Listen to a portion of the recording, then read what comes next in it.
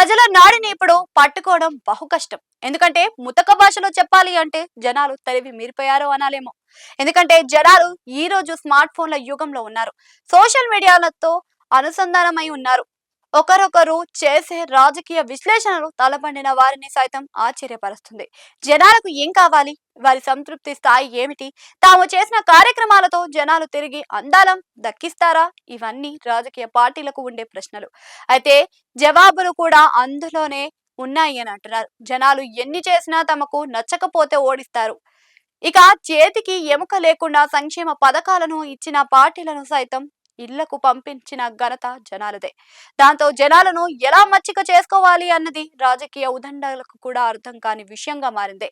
మంత్రాలకు చింతకాయలు రాల్చుతాయన్నది ఒకప్పటి వ్యవహారం. ఇప్పుడు ఓట్లు రాలవు అన్నది అంతే సత్యం.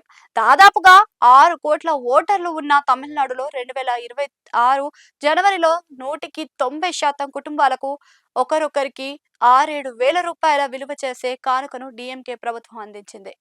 ముఖ్యమంత్రి స్టాలిన్ ప్రతిష్టాత్మకంగా దీనిని తీసుకొని మరీ అమలు చేశారు. తమిళనాడులో పొంగల్ వేళ ప్రతి ఇంట్లో అంతా ఆనందంగా ఉండాలని ఇలా భారీ ఎత్తున వందల వేల కోట్లు వెచ్చించి డిఎంకే ప్రభుత్వం భారీ సంక్షేమం అమలు చేసింది.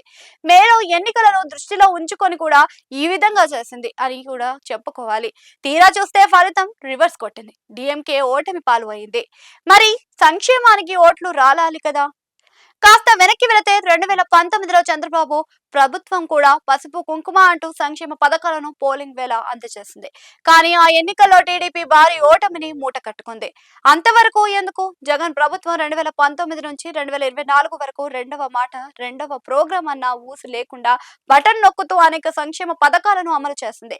జగన్ స్వయంగా చెప్పుకున్నట్లుగా ఏకంగా 2,70,000 కోట్ల రూపాయలను వివిధ సంక్షేమ పథకాల కోసం ఖర్చు చేశారు. అప్పు చేసి మరీ సంక్షేమాన్ని నడిపించారు. తీరా చూస్తే 2024 ఎన్నికల ఫలితాలలో వైసీపీ బోల్తా కొట్టింది. ఏకంగా 11 సీట్లకే జనాలు పరిమితం చేశారు. తెలంగాణలో కేసీఆర్ ప్రభుత్వం సంక్షేమ పథకాలు అమలు చేసిన 3వసారి గెలుపు దక్కలేదు. అంటే సంక్షేమం ఒకటే ఓట్లు రాల్చదు అన్నది బాగా అర్థమవుతుంది అని అంటున్నారు. ఈ మధ్య కాకినాడ సభలో పవన్ మాట్లాడుతూ ఇదే విషయంలో చెప్పారు. జనాలకు అభివృద్ధి కూడా కావాలని అన్నారు. సంక్షేమం చేస్తూ పోతే అదే గెలిపించదని జగన్ విషయాన్ని ఆయన ఉదాహరించారు. దీంతో కూటమి ప్రభుత్వం విషయంలో అలర్ట్ గానే ఉంది అని అర్థం అవుతుంది. ఇక సూపర్ 6 హామీలతో 2024 ఎన్నికలకు వెళ్లిన కూటమి ఘన విజయం సాధించింది. అయితే కేవలం సూపర్ 6 హామీలే గెలిపించాయని చెప్పడానికి లేదు.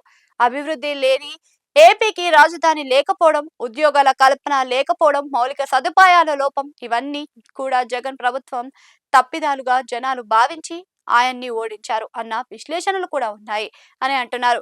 ఈ క్రమంలోనే కూటమి ప్రభుత్వం పెద్దలు అయితే సంక్షేమంతో పాటు అభివృద్ధికి పెద్దపీట వేస్తున్నారు.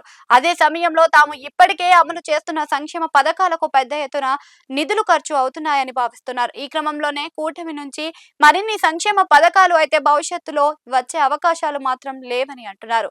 ఇప్పటికీ ఇస్తున్న పథకాలనే 2029 దాకా కంటిన్యూ చేస్తారు అని చెబుతున్నారు. అదే సమయంలో అభివృద్ధి ప్రాజెక్టులకు వేగవంతం చేసి జనం ముందు పెట్టాలని చూస్తున్నారు. దానితోనే 2029 ఎన్నికల్లో గెలవాలని కూడా భావిస్తున్నారు. ఇలా కూటమి ఫుల్ అలర్ట్ గా ఉంటే వైసీపీ మాత్రం ఇంకా సంక్షేమం మీదనే ఫోకస్ పెడుతుంది. అభివృద్ధి ఎజెండాగా అన్నది ఆ పార్టీ ఎత్తుకోవడం లేదని అంటున్నారు. తాము వస్తే ప్రాంతాల వారీగా ఏం చేస్తామన్నది చెప్పడం లేదని అంటున్నారు. ముఖ్యమైన రాజధాని విషయంలో తరచూ అభిప్రాయాలను మార్చుకోవడం వల్ల కూడా అది వైసీపీకి బూమరంగ్ అవుతుందని అంటున్నారు.